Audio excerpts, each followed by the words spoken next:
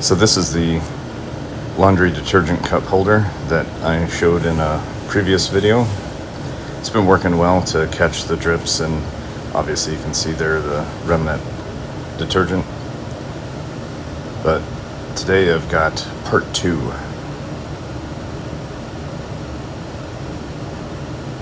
So this is also printed out of PETG, Bambu Lab red filament to match the other one. And as you can see, it fits the bottle perfectly. If I can get it screwed on here while I'm videoing.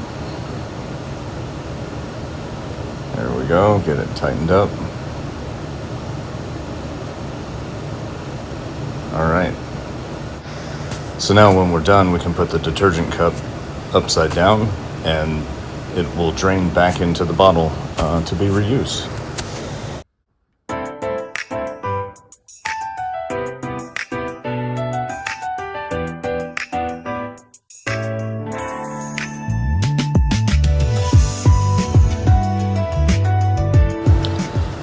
I'm pretty happy with the way this printed with PETG using the standard settings in Bambu Studio.